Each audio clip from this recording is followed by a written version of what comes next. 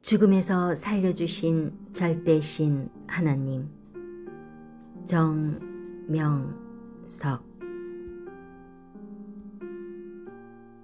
19번째 사연. 계곡 적진에 잘못 들어갔다가 구살생한 이야기. 한 번은 비가 세차게 쏟아지는 날, 우리 중대는 차이산에서 약 200리 떨어진 곳으로 작전을 나갔다. 지역이 높은 곳에 천막을 치고 오후부터 사주 경계를 했다. 그날 몇 시간 동안 비가 퍼부었다. 나는 그물을 서면서 성경을 읽었다. 비가 와서 성경이 젖기에 비닐을 덮어놓고 읽은 것이다.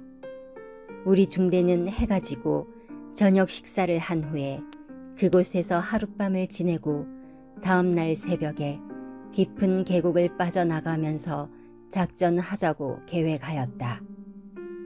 그런데 이른 아침에 우리 중대가 도착한 그 계곡은 적의 큰 부대가 주둔해 있는 지역이었다. 대대나 연대 규모의 적들이 주둔해 있는 곳이었다. 우리 중대장이 나침반을 잘못 봐서 적진으로 들어가게 된 것이었다. 워낙 대병력의 적진 속에 들어갔기 때문에 우리 중대가 적들과 전투를 벌인다면 많은 생명의 손실을 당하게 되어 있었다. 우리 중대는 다시 되돌아 산으로 올라가지 않고 계속 계곡을 내려가면서 빠져나가기로 했다. 이때 앞서가던 우리 천병대원이 큰 냇물이 흐르는 계곡에서 고기를 잡아 씻고 있는 적 2명을 발견하고는 먼저 총을 쏴서 적을 죽이고 말았다. 총소리가 나니 곧이어 건너편에서 호각 부는 소리가 들리며 적의 대병력이 움직이기 시작했다. 한국군이 진지에 쳐들어오는 줄 알고 공격하러 모두 나오는 상황들이었다. 그때부터 우리 중대는 본격적으로 계곡을 빠져나오려고 잽싸게 후퇴하기 시작했다. 바위 절벽 높이 3에서 4m를 과감하게 뛰어내리면서 급히 뛰어 계곡을 내려왔다. 곳곳에 배치된 보초병들이 있었는데 그들은 우리를 보고 놀란 듯 흘끔흘끔 쳐다보기만 했다. 또 일부 베트콩들은 우리 옆의 길로 반대로 올라가고 있었다. 그들은 영문도 모른 채 우리 중대 병력이 비호같이 내려가는 모습을 보고 놀라 총을 감히 겨누지도 못하는 것 같았다. 순간 당황하여 상황 판단을 못해서다. 참으로 서로 당황한 순간의 모습들이었다. 우리도 뛰어내려가느라 누가 먼저 공격할 겨를이 없었다. 모두 도망가기에 바빴기 때문이다. 나는 계곡의 바위를 뛰어내릴 때마다 입으로 예수님을 불러대며 모두 사고 안 나게 해달라고 기도했다. 적은 내 옆에서 총을 들고 쏘려고만 하지 막상 쏘지는 못하고 몸만 쳐다보고 있었다. 그들은 외곽 보초를 서고 있는 자들로서 적은 병력이었다. 하나님이 그들의 상황을 흩뜨려 놓았기에 죽을 고비에서 우리도 살고 그들도 산 것이다. 그들이 상황 판단을 제대로 하고 도망가는 우리들을 쐈으면 많이 죽었다. 전투를 하게 되면 서로 생명의 피해가 커지는 것이다. 그때는 우리가 그 자리를 뜨는 것이 작전이었다. 뒤에서 적의 본대가 움직이는 것을 보았기 때문이다. 그러므로 무작정 비호같이 계곡을 따라 내려오면서 그 자리를 벗어난 것이다. 그렇게 우리 중대는 적들 사이를 뚫고 3시간 동안 뛰어 계곡에서 개활지로 빠져나와 한 작은 산봉우리에 이르렀다. 작전 성공이었다. 우리는 일단 잠복해서 자리를 잡고 사태를 파악하려고 거기에 홀을 파고 진지를 구축했다. 이날 우리가 적진을 벗어나기까지 그들은 총을 한 방도 쏘지 않았다. 한 명도 죽지 않고 구사일생으로 살아나온 것은 그야말로 기적이었다. 하나님과 성령님께서 절대적으로 상황을 틀어서 서로 살게 행하신 일이었다. 이날 적진 대부대 속에 들어간 우리가 만일 그들과 붙어 싸웠으면 엄청난 사람이 죽었다. 그때 갑자기 작전이 벌어졌으면 우리 중대는 큰 생명의 피해를 봤을 것이다. 하나님과 성령님은 그들을 피하게 우리를 인도하셔서 우리 중대의 많은 생명이 죽을 뻔했는데 살게 해주셨다. 그 후에 알게 된 일이지만 그들은 일개 대대 정도의 규모를 가진 부대로서 그 지역에 완벽하게 주둔하고 있었던 것이다. 대대 하면 병사들이 600에서 700명 된다. 그들이 자리를 잡고 있는 곳에는 홀을 파서 진지를 다 구축해 놓고 있기 때문에 우리는 싸우게 되면 아주 불리했다. 당할 수밖에 없는 곳이었다.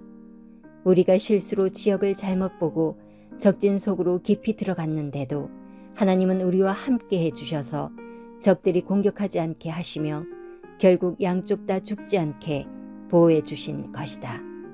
이날 많은 병력이 내려와 작전을 했으면 어마어마한 큰 전투가 벌어져 분명 피바다가 되었을 날이다. 도망쳐서 구사일생으로 우리 중대가 살았다. 다시 생각해도 끔찍하고 충격적인 날이었다. 사람이 막다른 골목에 처하니 그 높은 곳을 생각지 않고 3에서 4미터 높이의 바위를 막 뛰어내렸다. 뛰지 않으면 죽으니 안 뛸 수가 없었던 것이다. 죽음을 피해 도망칠 때는 아무것도 생각이 나지 않았다. 3시간 동안 높은 바위도 뛰어내리며 정신없이 도망치다 보니 전우들 중에는 무릎을 다친 자도 있고 휴대했던 대금이 빠져 달아나는 등 이지가지 소지품을 잃어버린 자들도 많았다. 그렇지만 모두 무사하게 살아왔다. 일개 중대가 죽음의 장소에 들어갔다 나온 것이다.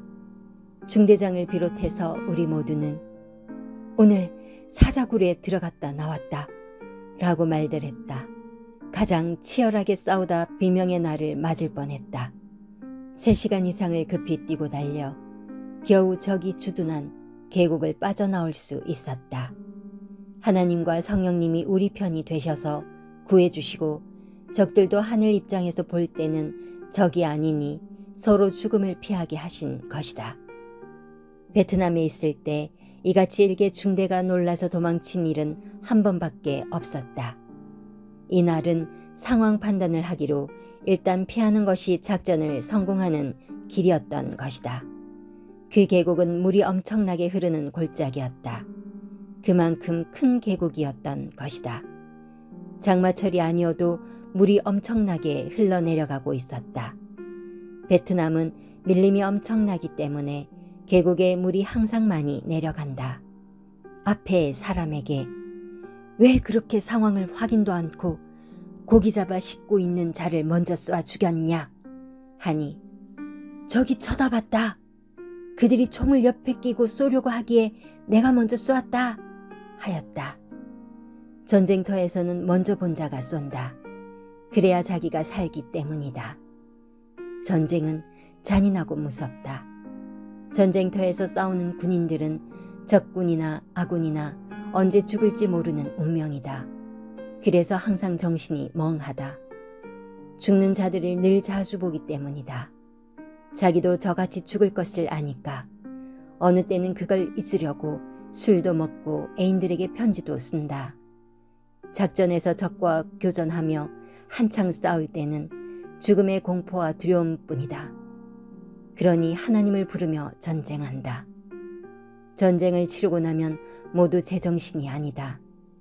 전쟁 중에 항상 두려움과 공포 속에서 지냈기에 전쟁터를 벗어나도 꿈속에서 적들과 싸우고 있어 자면서도 소리를 지른다. 그러므로 전쟁은 하지 말아야 한다. 하나님은 그렇게 싸우지 말라고 해도 사람끼리 한번 싸움이 붙어서 서로 오심이 생기면 분노를 못 참으니 서로 총을 쏘며 포탄을 터뜨리며 싸우는 것이다. 지구촌에 큰 전쟁은 없어졌지만 지금도 싸움을 하는 나라가 있다. 2022년 올해 러시아가 침공해서 러시아 우크라이나 전쟁이 일어났다. 이는 사람을 죽이는 전쟁이다. 사람을 죽여야 땅도 뺏고 물질도 뺏고 자기들이 원하는 대로 하기 때문이다. 하지만 역시 전쟁은 하나님께 달려있다. 생명도 하나님께 달려있다. 우리가 볼 때는 적이지만 하나님이 보실 때 다 적은 아니다. 전지전능하신 하나님은 부모같이 모든 세상을 살펴주시는데 마치 형제끼리 싸우듯 각 민족끼리 싸우고 전쟁을 하는 것이다. 항상 사람끼리 싸운다. 싸움이 없는 곳이 천국이다. 가정, 민족, 세계, 그리고 종교들 간에도 전쟁 없이 평화의 역사를 이루는 것이 모두가 사는 길임을 더욱 깨달아야 되겠다. 사랑과 평화로 해야만 서로 천국이 되는 것이다. 나는 50년 전에 베트남 전쟁을 치렀지만 지금도 생각하면 그때의 광경이 눈에 선하여 머리가 찡하다. 수많은 죽음에서 하나님이 살려주셨기 때문에 고마워서 이 글을 쓴다. 글로 만인에게 전하여 읽는 자들 모두 하나님이 살려주셨다는 것을 깨우쳐 주라고 하나님이 나에게 말씀하셔서 이 책을 쓴 것이다.